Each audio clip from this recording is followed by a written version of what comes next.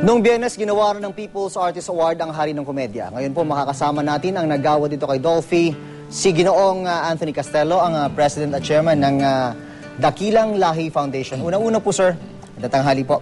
Ano po ba itong People's Artist Award? Ito pong People's Artist Award, ang sagot ng bayan sa National Artist Award na hindi naigawad kay Dolphy, na maraming humihiling at nagdadalamhati at nagdurugo ang puso ng lalo ng mga mahirap at maliliit sa National Artist Award. Kaya ito po sa amin, ang People's Artist Award, ang sagot namin. Kaya si Presidente Estrada po ang naggagawad ng award na ito kay Dolphy. Si Mang Dolphy po yata ang kauna-unahang recipient nito. Opo. Bakit niyo po napag-desisyon ng ganun?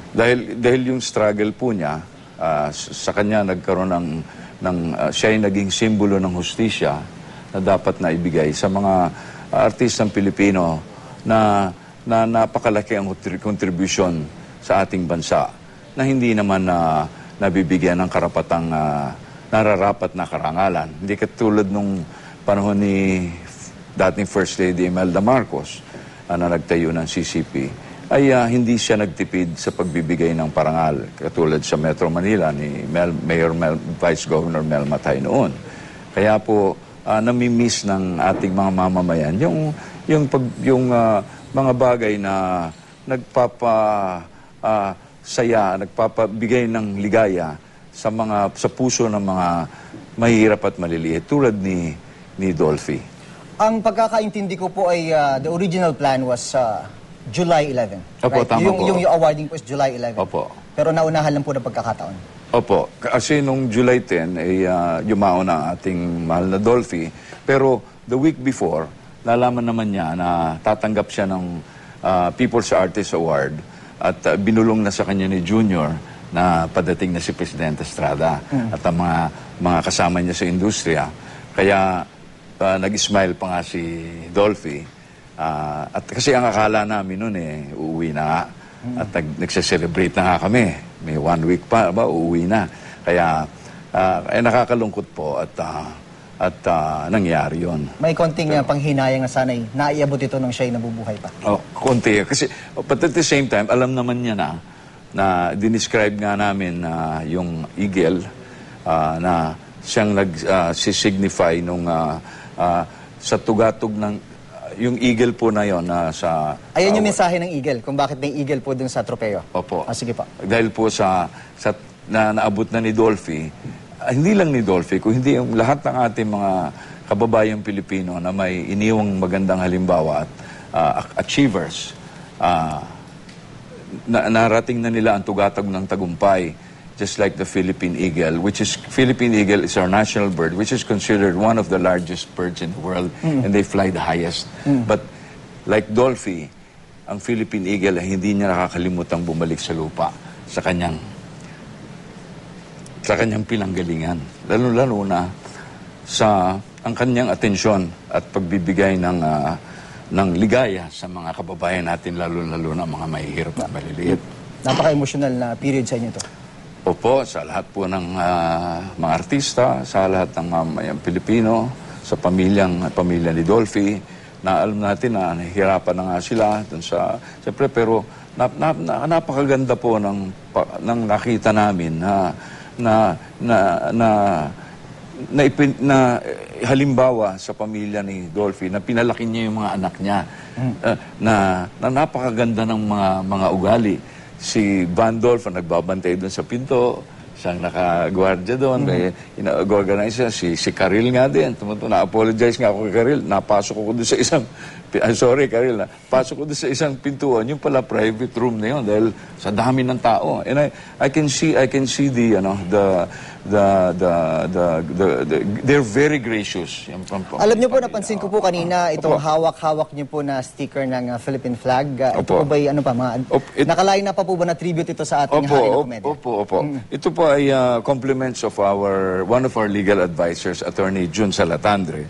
Ito po ay nagpagawa kami ng 83 pieces nito because 83 years old po si Dolphy.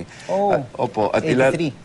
Ilalagay po namin ito sa aming isang maliit na memorial sa opisina for everyone to see.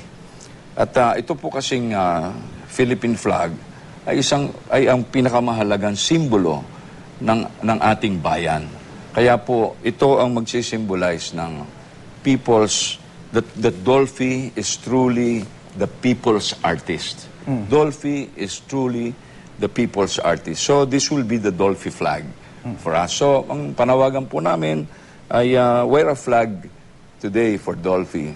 At gusto ko na sanang paliwanag kaibigan John, na doon po sa mga nakaraang linggo na aming pinaglalaban yung National Artist Award sana, ay hindi po namin minamaliit ang mga nagawa ng Pangulong Aquino na binigyan naman, bumisita naman siya roon at nagbigay siya ng National Day of Mourning Declaration. Kaya nga lang ay ang aming kinukwestiyon yung mga ahensya na namamahala ng sining at kultura na sa ilalim ng opisina ng Pangulo na sa tingin namin ay hindi ginagawa ang kanilang trabaho.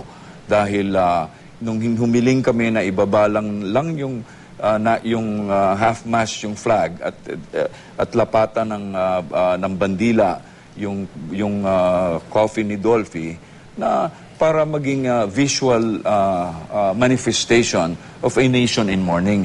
Ang siguro, ang sinuggest sa kanya ng National Historical Institute ay bigyan lang ng condolence greetings.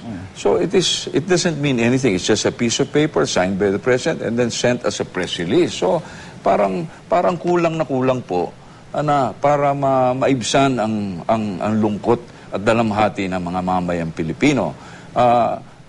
Kung yung mga officials po niya are insensitive, ang aming legal team is looking at the possibility of filing a complaint with the ombudsman after all of this against the National Historical Institute for the possibility of dereliction of duties and inaction. Kasi sabi ng Malacanang, pinag-aaralan nila yung kinukonsidera nila yung aming panawagan na ibaba yung half-mast. Katulad ng ginawa ni Mayor Lim. Papasalamat po rin kami kay Mayor Lim.